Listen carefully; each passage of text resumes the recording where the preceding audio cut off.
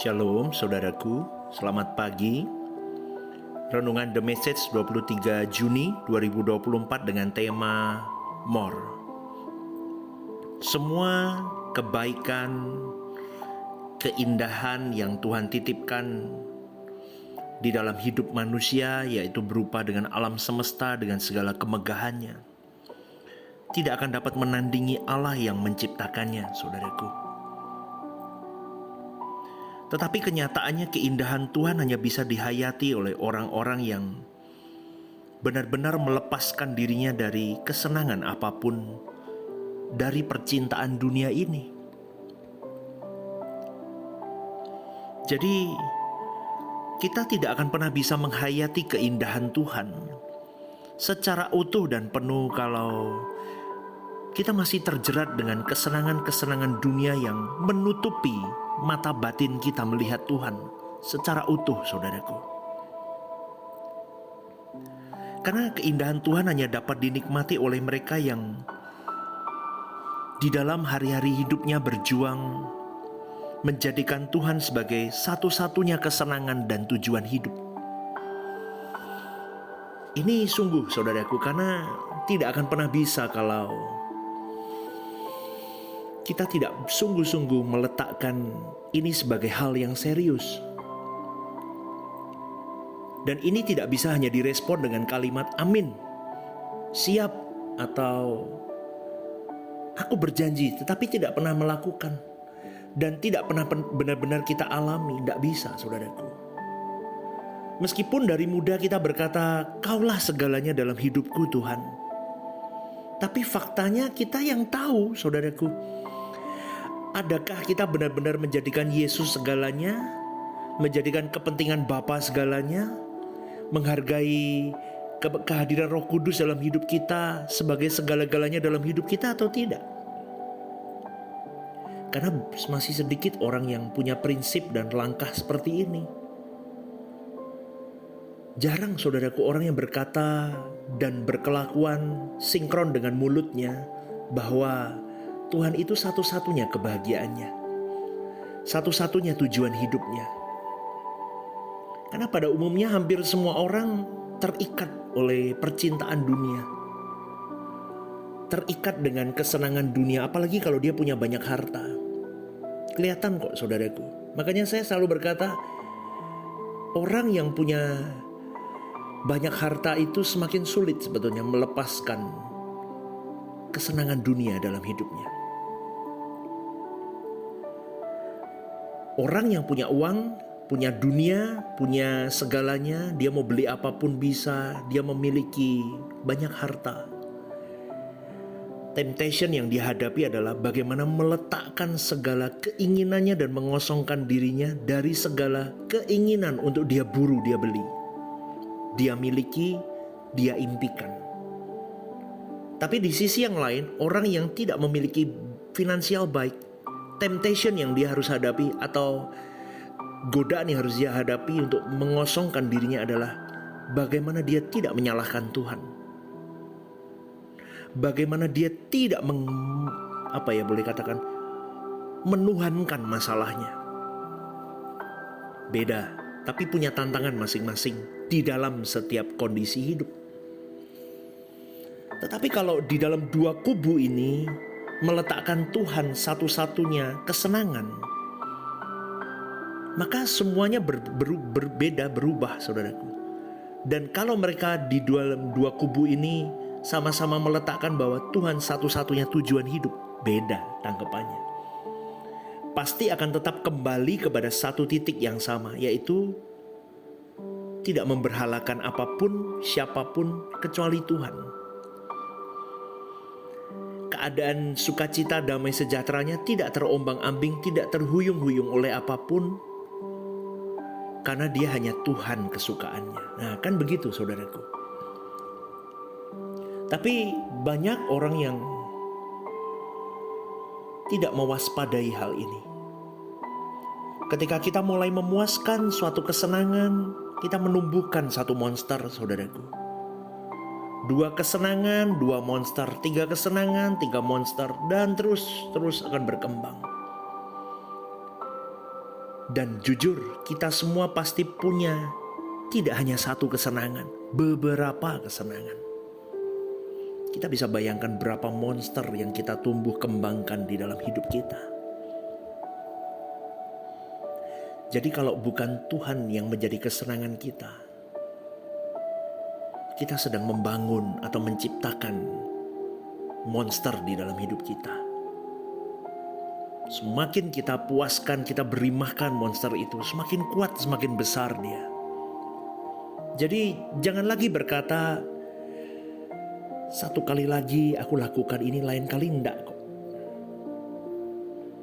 Sekali kita memberi umpan kepada monster itu, dia semakin kuat.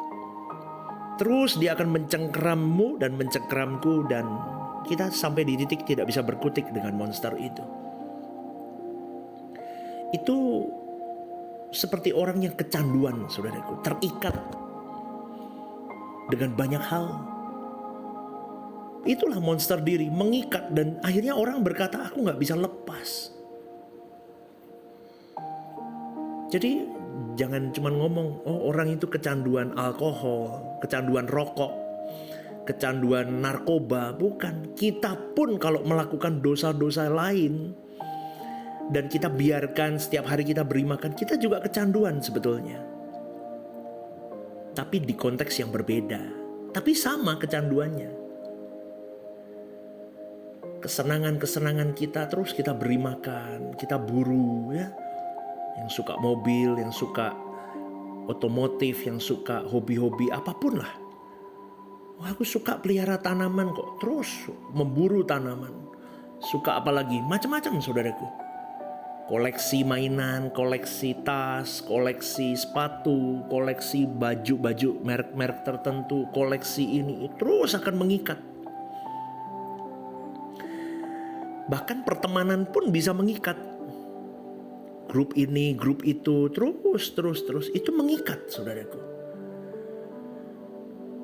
Ada lagi keinginan-keinginan seperti ingin dipuji, ingin dihormati, ingin disanjung, ingin dianggap penting. Wah, itu banyak, saudaraku. Apalagi orang kalau punya duit, banyak yang begitu. Minta dianggap terhormat. Ya. Keinginan dagingnya, kekayaannya. Wah, belum lagi dia dimanjakan dengan kuliner. Wah, orang kelihatan, saudaraku, dia bisa mengekang diri apa enggak kelihatan bagaimana dia kuliner, saudaraku. Dia bisa mengekang apa enggak? Loh, sudah kerja capek, pastor, boleh dong aku menikmati? Boleh. Tapi belajarlah untuk mengekang. Perlahan, saudaraku, step by step. Step by step. Daripada kau beli makan mahal, harga jutaan satu porsi, ingat saudaramu yang gak bisa makan. Kurangi keinginan itu. Itu keinginan kita bedakan dengan kebutuhan. Tubuh kita hanya membutuhkan cukup makan, cukup pakaian, cukup, saudaraku. Saya belajar ini untuk saya ingin membawa kepada kita semua bagaimana kita mengosongkan diri kita. Kalau kita masih terus menikmati hal-hal yang tanpa kita sadari, kuliner itu, kita kan merasa gak apa-apa makan kok. Biar sehat dong, nikmati. Loh, tahu makan yang baik, betul harus itu. Tetapi tidak berlebih. Tidak harus mewah, saudaraku. Kita mau ajarkan itu. Bagaimana kita mengekang seks kita. Libido, jangan biarkan, tahan itu dan mulai letakkan hidupmu di dalam tuntunan Roh Kudus. Jadi semua itu bisa membelenggu kita tanpa kita sadari. Dan itu yang membawa kita tidak bisa ketemu Tuhan proporsional. Bukan tidak boleh makan kalau kita bahas kuliner. Tetapi ada etikanya. Ada kata cukupnya. Coba kalau Anda mulai berpikir, aku mau berbagi untuk orang lain. Porsi makanmu 500.000 itu satu porsi. Kalau Anda hari ini cukup makan 40.000 deh satu porsi. Saya kira itu sudah nikmat. Sisanya kita bisa bagikan untuk orang lain. Alangkah Tuhan suka dengan hal itu, saudaraku. Kita tidak membuang sembarangan rupiah yang dipegang di tangan kita. Saya tidak ajarkan untuk pelit, tidak. Tapi saya ajarkan untuk berbagilah dengan orang lain. Belajarlah untuk jadi berkat untuk orang lain melalui hidupmu. Belajarlah hidup untuk mencukupkan diri. Karena kalau engkau tidak berani more bayar harga untuk Tuhanmu, Tuhan tidak bisa more dalam hidupmu. Itu gambarannya, saudaraku. Mari kita jujur mengakui bahwa kita belum menghayati keindahan Tuhan dengan benar selama ini. Kita belum menikmati Tuhan secara utuh. Karena kesenangan-kesenangan hidup itu telah menggeser selera kita dalam menikmati Tuhan. Maka Yesus berkata dalam Matius 16 ayat 26 atau di dalam Markus 8 ayat 36 berkata begini, apa gunanya seseorang memperoleh seluruh dunia tapi hilang nyawanya? Dan apakah yang dapat diberikannya sebagai ganti nyawanya? Di dalam Lukas 9 ayat 25 dikatakan lagi, apa gunanya seseorang memperoleh seluruh dunia tetapi ia membinasakan atau merugikan dirinya sendiri? Saudaraku, ayat-ayat ini secara tidak langsung mengemukakan bahwa lebih dari segala sesuatu yang dapat kita peroleh dan dapat kita miliki di dunia ini, yaitu tidak terpisah dari Allah. Itu satu-satunya yang kita butuhkan, saudaraku, sebetulnya. Itulah keindahan. Itulah kebahagiaan sejati. More bersama dengan Tuhan. Lebih bersama dengan Tuhan. Lebih dahsyat bersama dengan Tuhan. Lebih tenggelam bersama dengan Tuhan. Lebih dari segala sesuatu yang dapat kita peroleh dan kita miliki dari dunia ini. Tetap ada di dalam persekutuan yang intim bersama dengan Allah. Itu adalah satu-satunya yang kita butuhkan, saudaraku. Maka jangan sampai kita terpisah dari Allah, ya. Ini bukan hanya menyangkut berkat jasmani.